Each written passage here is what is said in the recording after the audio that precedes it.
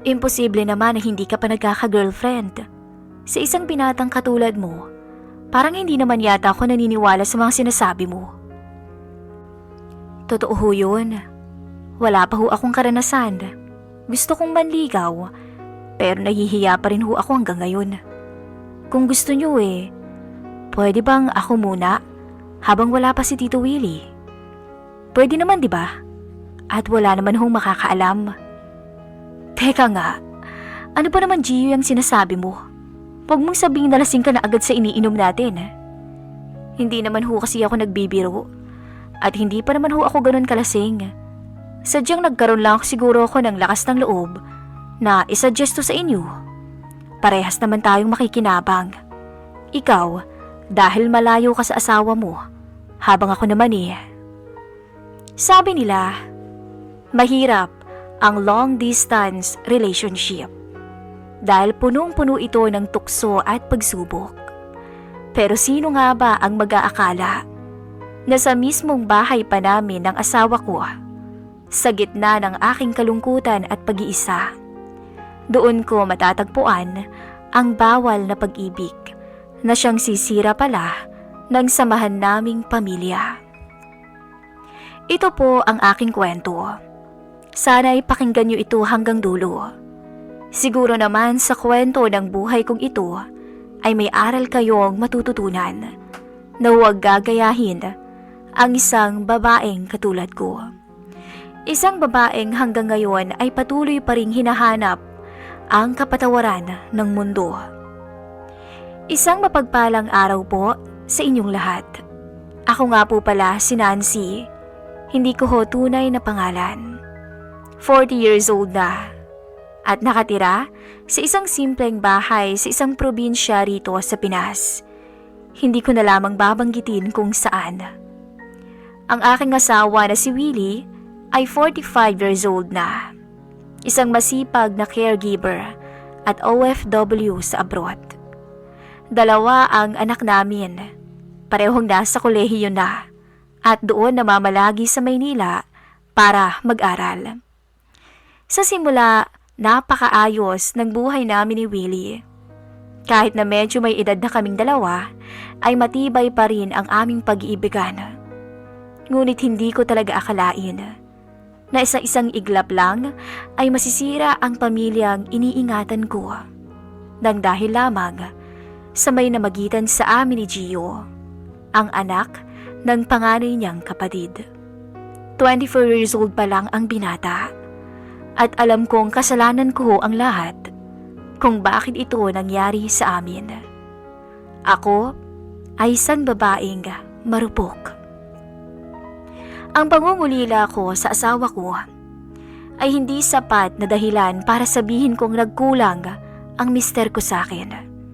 Dahil kung tutuusin ay parehas kaming malayo sa isa't isa.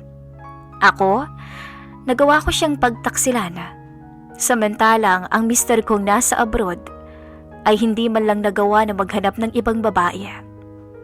Isang kasalanan na walang kapatawaran at hanggang ngayon ay pinagsisisihan ko. Ang bawat sacrifices ni Willie ay talagang para sa kinabukasan ng aming pamilya.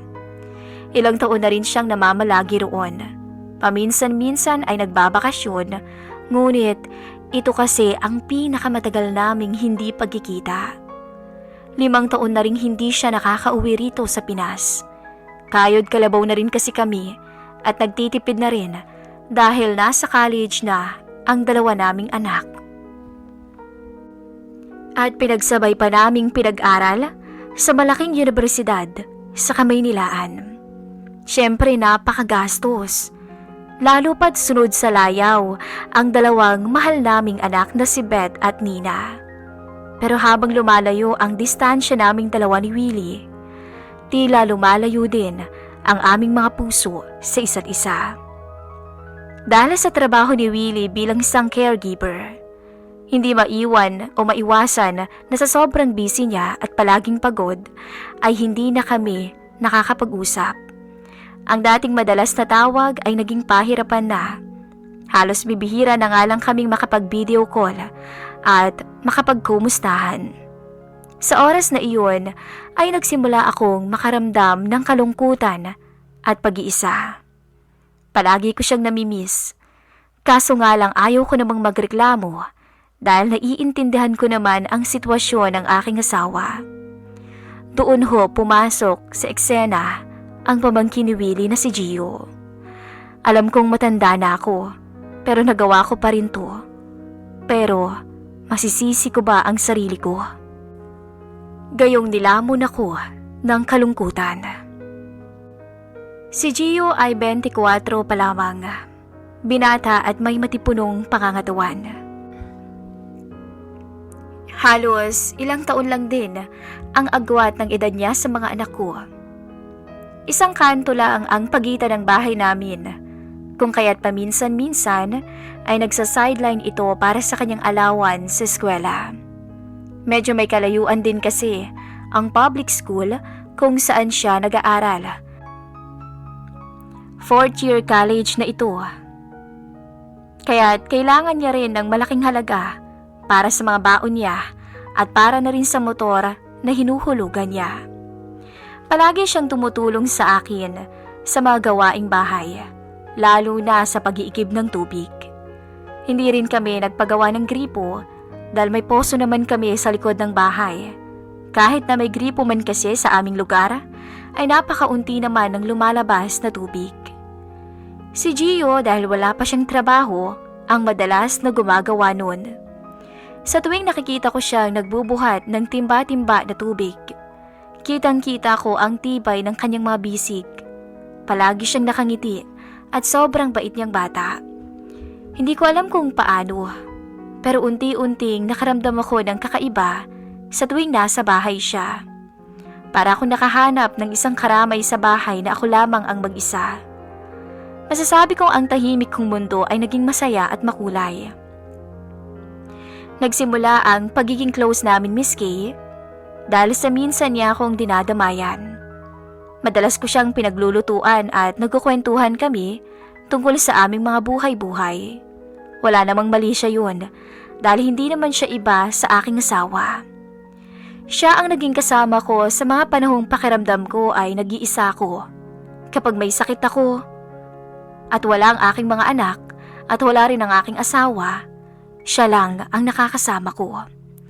Hanggang sa hindi ko namalayan na ang mga kwentuhan namin ay nauwi na pala sa mas malalim na usapan. Lahat ng problema at nararamdaman kong lungkot ay naikuwento ko kay Gio. Pati na nga ang pagtatampo ko sa aking asawa ay nasasabi ko na rin sa kanya. Naiintindihan naman niya ako at doon lamang ako nakaramdam na hindi pa rin pala ako nag-iisa sa buhay. Isang araw, tulad ng dati, nag-iigib si Gio ng tubig para sa pagligo ko. Nakatayo ako sa labas ng banyo, nakabalot ng tuwalya, habang tumiti pa sa cellphone ko at hinihintay siya.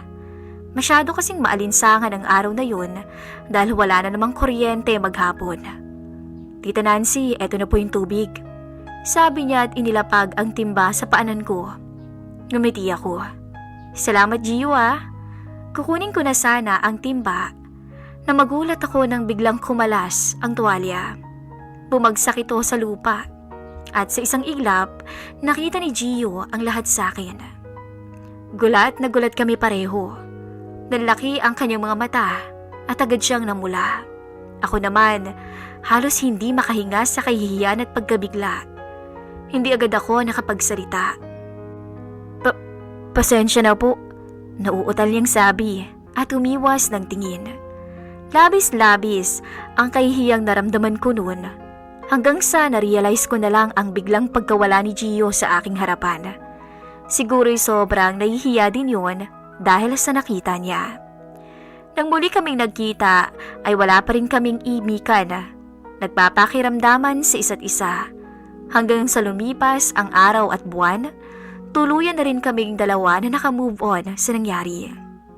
Isang araw, isang madilim na gabi, nakaupo ako sa may sala noon. Nagiinom ng mag-isa. Ito na ang naging karamay ko kapag nalulungkot ako at di ako makatulog. Namimiss ko ang aking asawa, pati na rin ang 2 kong anak.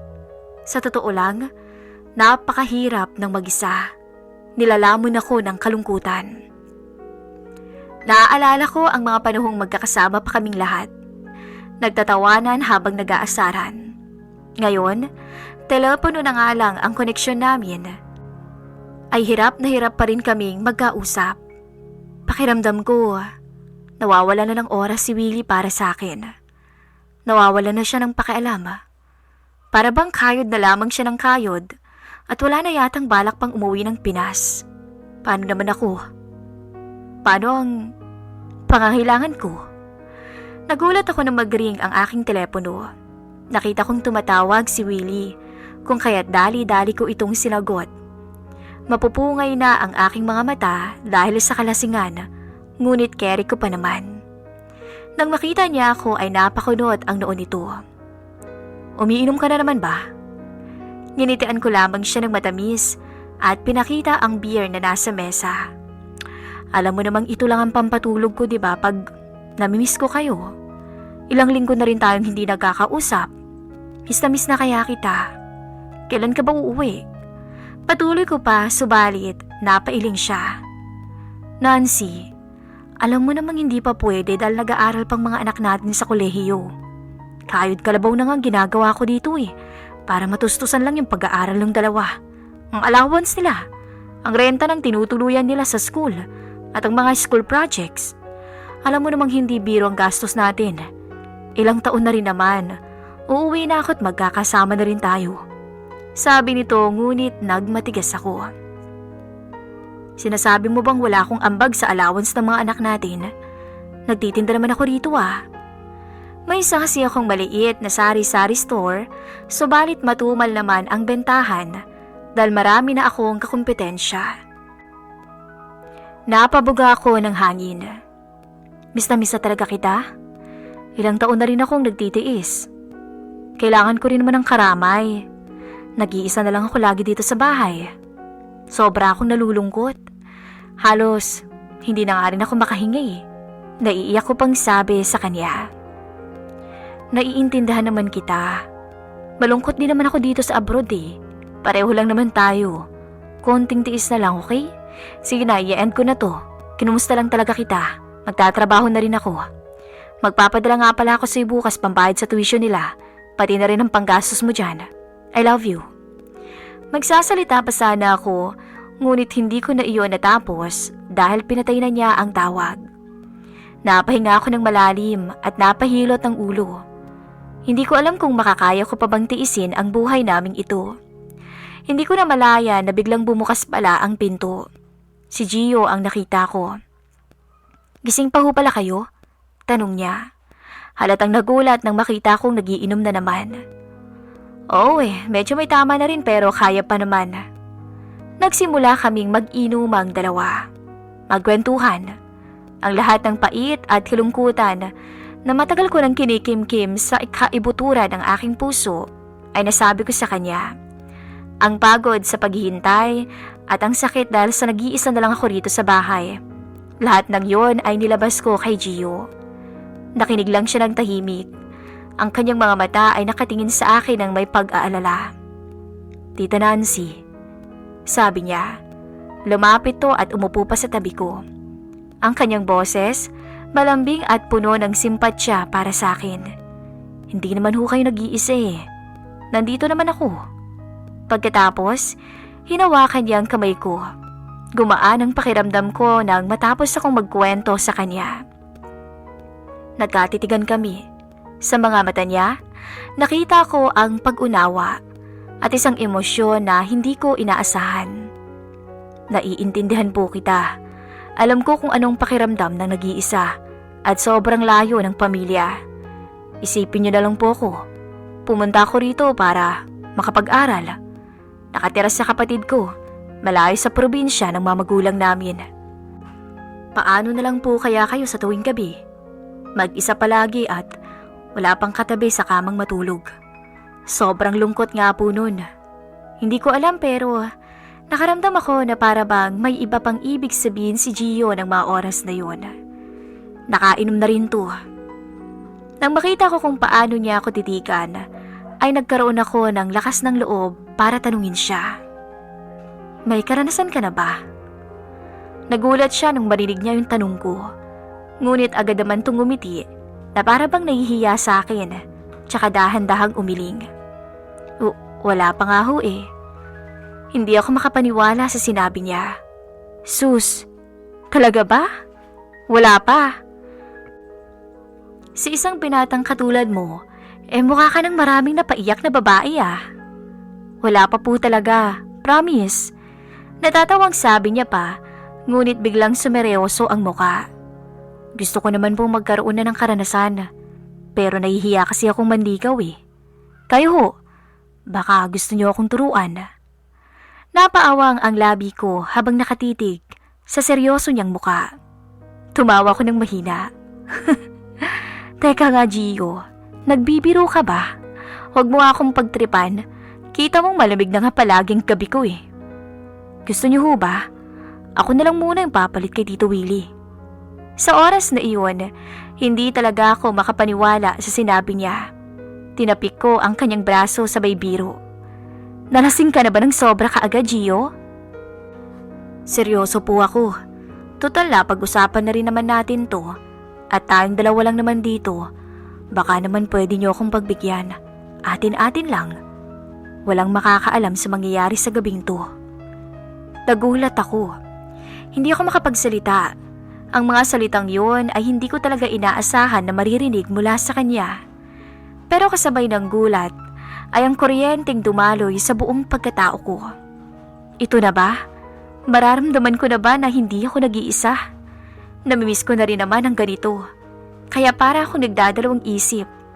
Kung kanina natatawa ko sa mga pinagsasabi niya, ngayon naman ay parang gusto ko nang pumayag sa nais niya.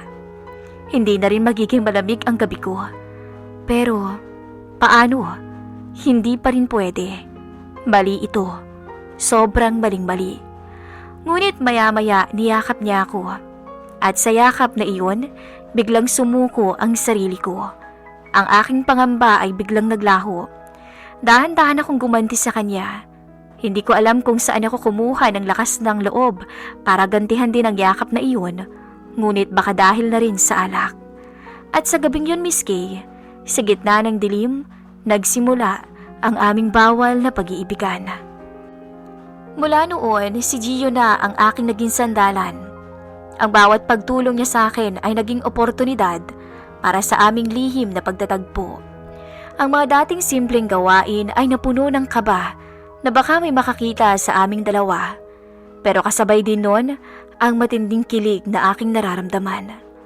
Alam kong kalahati ang agwat ng edad naming dalawa, pero wala na akong magawa. Pinasok ko ang gulong to. Naging mas mapusok ang aming bawal na pagtatagpo. Ang bawat halik ay mas naging malalim. Ang bawat yakap ay mas naging mahigpit. Ang banyo rin na dating pribado ay naging saksi ng aming lihim. Hanggang sa isang araw, tumawag ang asawa kong si Willie sa akin na uuwi raw siya. Magbabakasyon daw siya ng ilang araw rito sa Pinas dahil pinayagan daw siya. Nag-request siya sa kanyang amo upang makabisita sa amin. Total ay bakasyon na rin naman ng mga bata. Gulat na gulat ako. Halo-halong emosyon ang naramdaman ko. Takot, kaba at kaunting tuwa. Tuwa dahil sa wakas, after so many years, ay uuwi na ang mister ko. Pero takot dahil sa nangyayari sa amin ni Gio.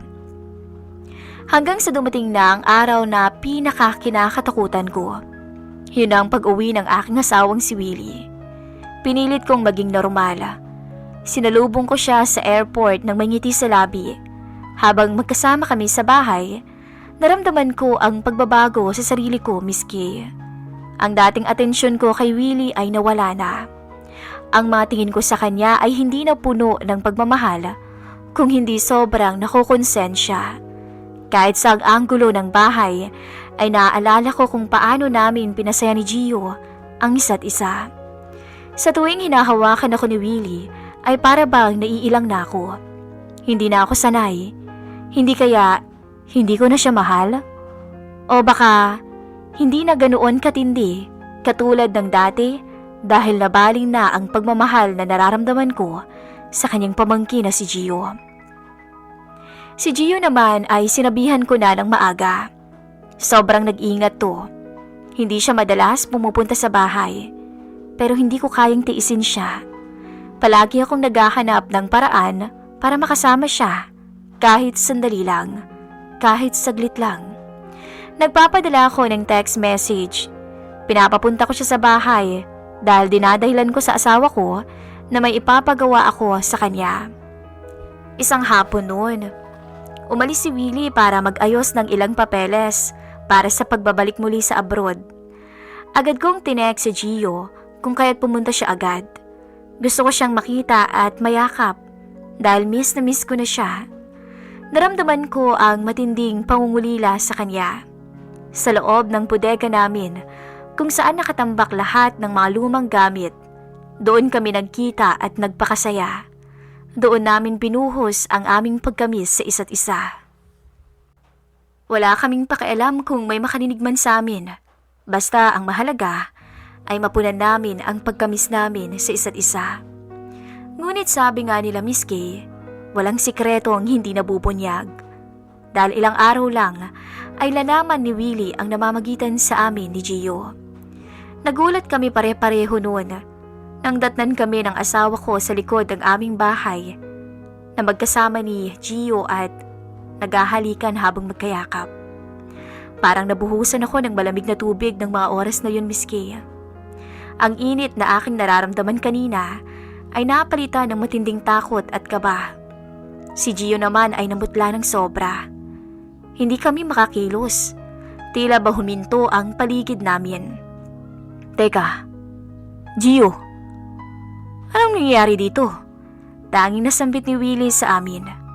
Nancy! Ano to? Bakit may ganito? Sigaw pa niya. Doon ako nagkagulo ang lahat. Nagumpisa siyang magtanong at magwala. Ang kanyang mga mata ay namumula dahil sa pagpipigil na hindi umiyak. Napaiyak na lamang ako dahil sa nangyari. Halos kaedad na siya ng anak natin ah. Paano mo nagawa sa amin ang mga anak mo to, Nancy? Ha? Anong nagawa kong kasalanan sa'yo? Ginawa ko naman ang lahat para sa atin. Alam mo yan. Umuwi ako dito para makasama ka. Hindi para makita ang kababalaghang ginagawa mo.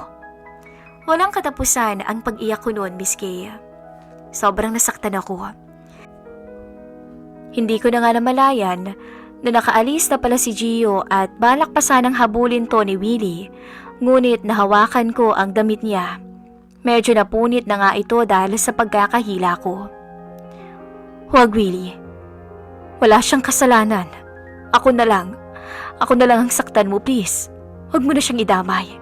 Pagmamakaawa ko pa, ngunit tiningnan lamang niya ako ng masama. Nakakadiri ka, Nancy. Hindi na kita kilala.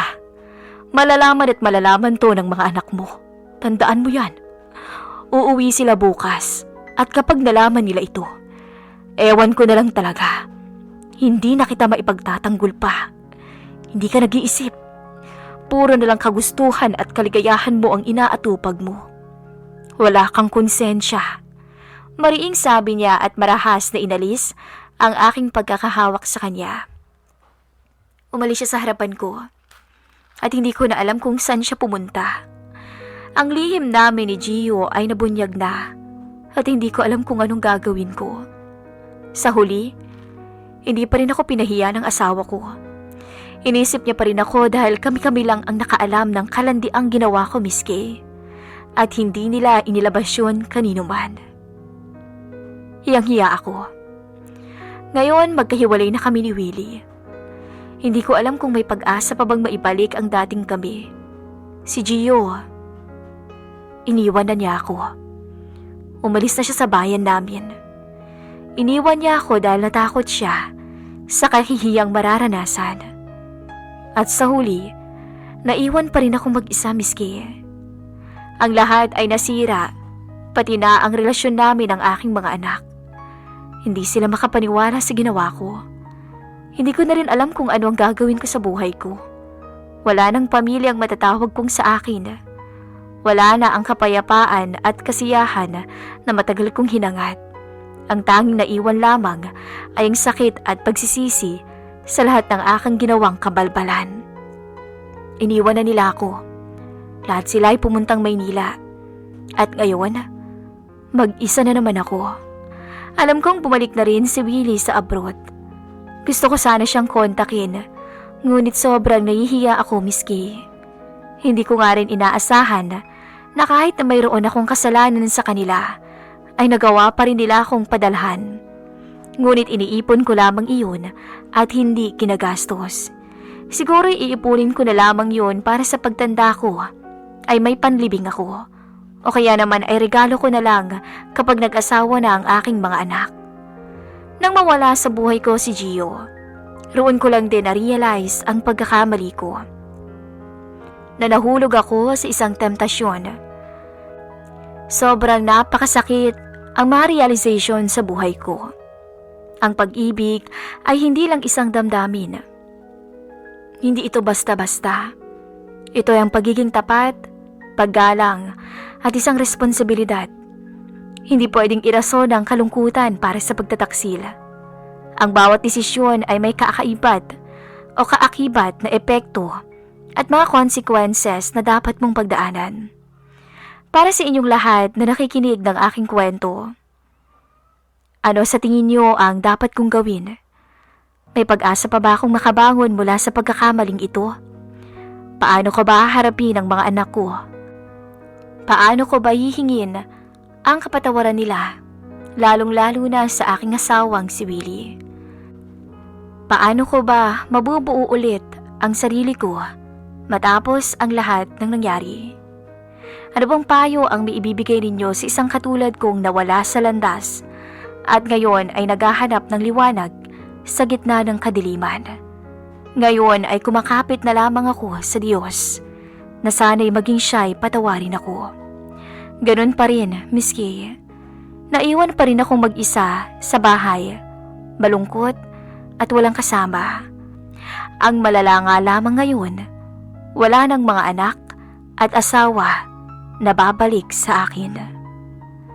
Lubos na nagmamahal, Nancy. Maraming salamat po sa pag-ere ng aking istorya.